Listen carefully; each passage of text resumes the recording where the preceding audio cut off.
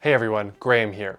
So what if I told you that Air Canada just announced changes that will completely obliterate how millions of Canadians earn elite status? I'm talking about changes so dramatic that frequent flyers on Reddit are literally saying RIP Aeroplan and talking about switching to WestJet or Porter. But here's the plot twist, and this is why you need to stick around for this entire video.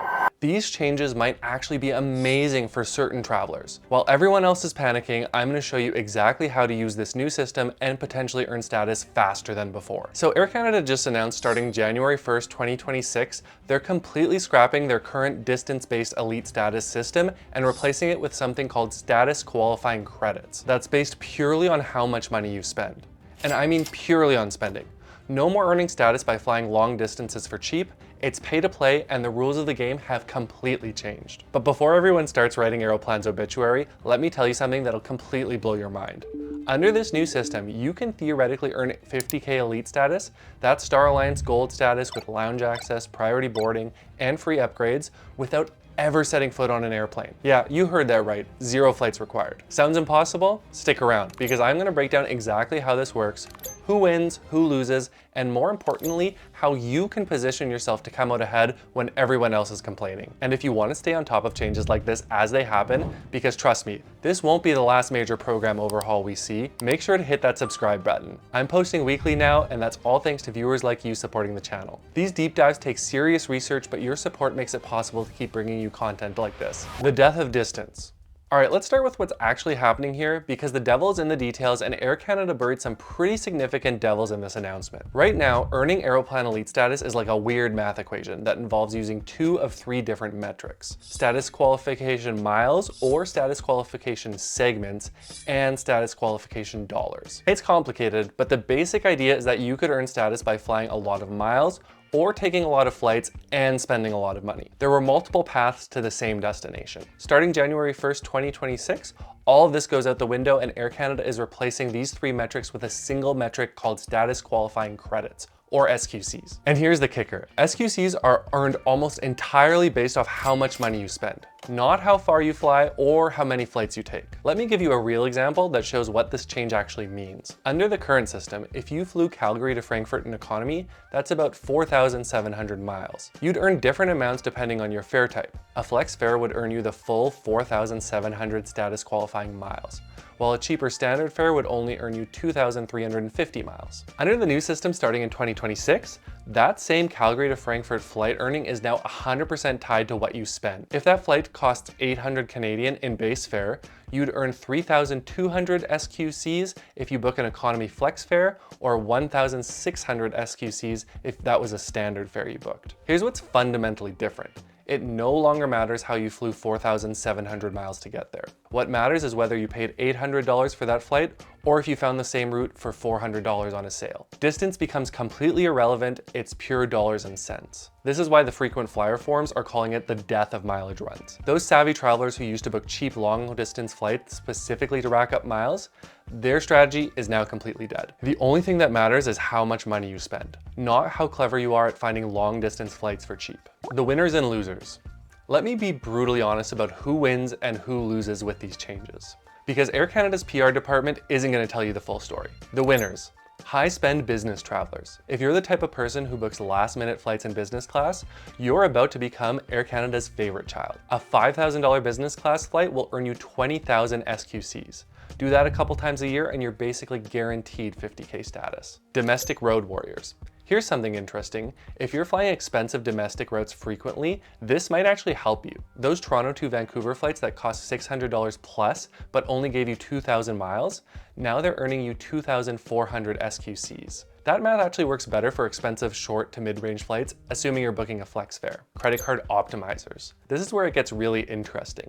You can now earn up to 25,000 SQCs per year through credit card spend alone. With a premium Aeroplan card, that's $125,000 in annual spending. Combine that with partner earning and you could theoretically hit 50K status without flying. The losers. Budget long-haul travelers. If you're the type of person who books $400 flights to Europe 6 months in advance, I have bad news. You used to earn big miles for those cheap long distance flights, now you're earning less. Mileage runners. Remember those people who would book cheap mistake fares or positioning flights just to earn status? They're extinct under this new system. Air Canada just made their hobby financially impossible. Current elite members without premium cards. Here's a brutal reality. If you don't have a premium Aeroplan card and you're not a high spender, maintaining your current status is going to become much harder. The math that matters. Let me show you some real math to demonstrate just how different this new world is going to be. Now, I'm simplifying these comparisons a bit because the old system required both status qualifying miles and a minimum dollar spend threshold, but this gives you a sense of how the earning rates change. Scenario 1, the Vancouver to Toronto commuter. Current system, YVR to YYZ return on a flex fare, which costs $700 total, would earn 4,170 SQMs towards status. In the new system in 2026, that same $700 flight earns 2,800 SQCs, assuming $700 is fare plus surcharges. Reality check. Under the old system, you'd need about 6 of these trips for 25K status. Under the new system, you'd need about 9 trips. Scenario 2, the Europe vacation flyer. Current system, YYZ to LHR return on standard economy, $800 earns about 7,000 SQMs. New system in 2026, that same $800 flight earns 1,600 SQCs if booked on a standard fare, or 3,200 SQCs if it's flex. Reality check. This is where it gets ugly. The flight that used to get you over 25% of the way to 25K status now gets you between 6.4 and 12.8%. Scenario 3, the credit card maximizer. Under the new system, $125,000 in annual spend on a premium Aeroplan card equals 25,000 SQCs, plus $125,000 worth of partner activity on hotels, car rentals, and more equals another 25,000 SQCs. The total 50,000 SQCs equals Aeroplan 50K status with Star Alliance Gold benefits. No flights required, but a heavy amount of credit card spend. The E-upgrade Massacre. Before I get into strategies, there's another change that's flying under the radar but is absolutely devastating for low-tier elite members. Air Canada just slashed E-upgrade allotments to lower-tier status members. Let me show you how brutal this is. Currently, every elite status gets 20 E-upgrade credits to start the year. That's your ticket to business class upgrades and one of the most valuable perks of elite status. Starting in 2026, here's the new reality. 25K members getting cut from 20 to just 5 E-upgrades. 35K members cut from 20 to 10 E-upgrades, 50K members cut from 20 to 15 E-upgrades, 75K members stay the same at 20 E-upgrades, and super elites actually get more, jumping from 20 to 30 E-upgrade credits. So if you're a 25K member like myself, who used to get 20 E-upgrade credits to play with, you're now only getting 5. That's barely enough for 1 upgrade. And here's the real kicker. They're also increasing the add-on fees for using E-upgrades on standard fares. We're talking about $100 more for North American flights and $150 more for international flights. So not only are you getting fewer E-upgrade credits, but they're also making them more expensive to use. The only way to earn more E-upgrade credits under the new system is through those milestone benefits. So now you have to spend your way to get back to the same number of E-upgrade credits that you used to get automatically. The new Perk Factory. Here's where Air Canada is trying to soften the blow. They've completely redesigned how you earn additional perks throughout the year with something that's called milestone benefit. And honestly, this might be the most interesting part of the whole overhaul. Instead of the old select benefit system where you could pick one perk at the beginning of the year, you now unlock benefits continuously as you accumulate SQCs. Every 10,000 SQCs you earn, up to 200,000, you get a new milestone and a new reward. After that, it's every 20,000 SQCs, up to this, 1 million SQCs. So what do you actually get? It's a mix of automatic benefits and choices. Every milestone gives you automatic E-upgrade credits, usually 10, but this jumps to 20 once you hit 130 SQCs.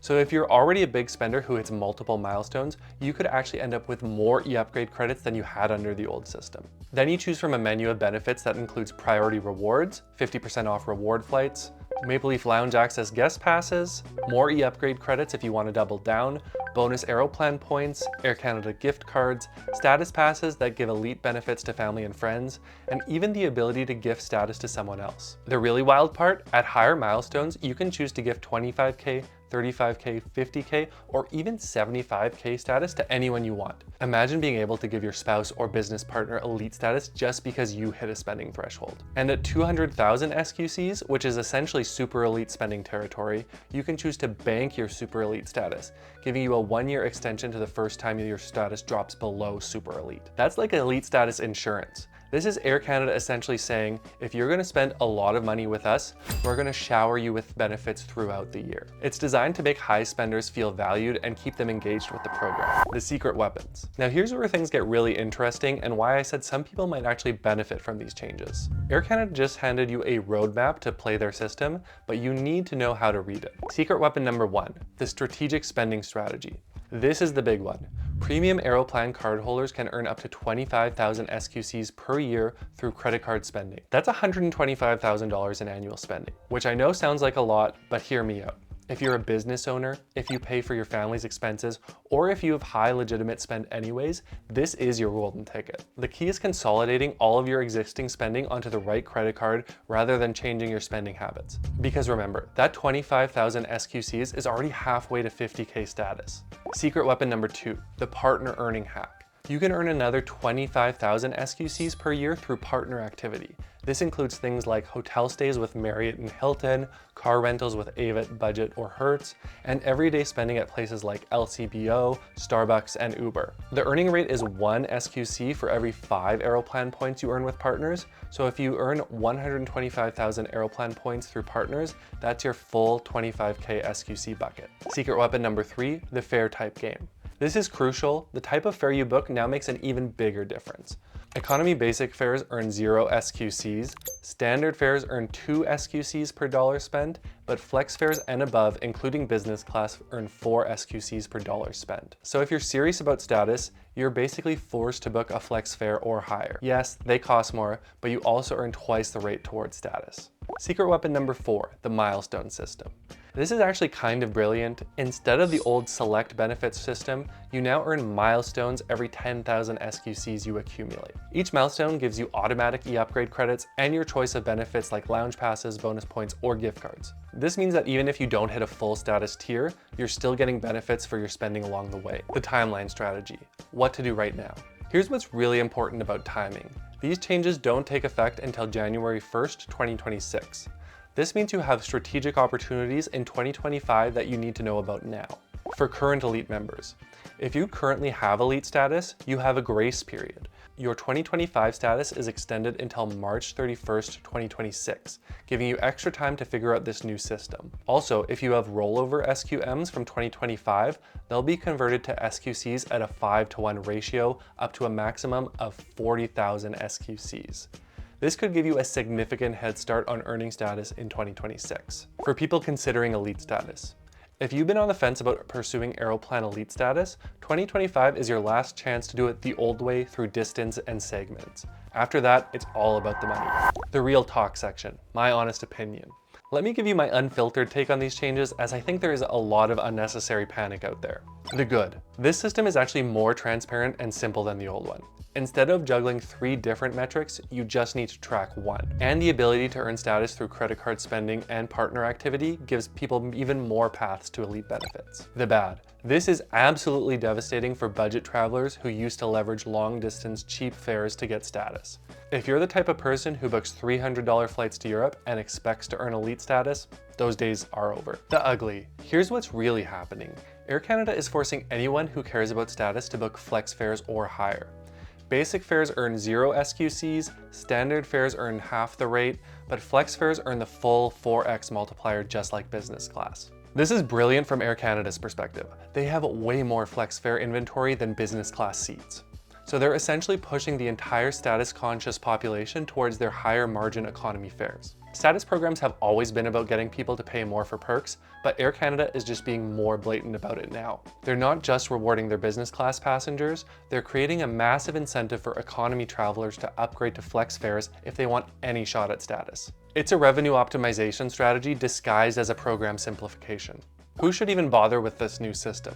You should pursue Aeroplan status in 2026 if you regularly book flex fares or higher with Air Canada, you have $100,000 plus in annual credit card spending that you can optimize, you are already heavily engaged with Aeroplan or its partners, you fly Air Canada frequently for business or with someone else paying. You should probably look elsewhere if you primarily book the cheapest fare possible, you don't want to change your spending patterns to optimize for status, you mainly fly long-haul international routes on budget fares, you don't want to carry a premium credit card with a high annual fee. The bottom line. Here's my honest assessment. These changes aren't definitively good or bad. They're just different. They fundamentally change who Aeroplan status is designed for. If you're a high-spending business traveler or someone with significant credit card spending capacity, this could actually work much better in your favor. This new system provides clearer paths to status and more flexibility in how you earn it. But if you're the budget-conscious frequent flyer who used to leverage cheap, long-distance flights for status, Air Canada just showed you the door. They've decided they'd rather have a customer who spends $5,000 on one business or flex flight than a customer who spends $500 on 10 economy basic flights. The real winner in all of this, the Air Canada Revenue Department. They've essentially created a system where elite status is directly tied to profitability. My advice, take a hard look at your actual travel patterns and spending habits. Run the math on what it might cost you to maintain status or achieve status under this new system. For some people, it will actually be easier. For others, it's going to be prohibitively expensive. Thanks for watching. Hit subscribe if you want to stay on top of program changes like this, and I'll see you next week.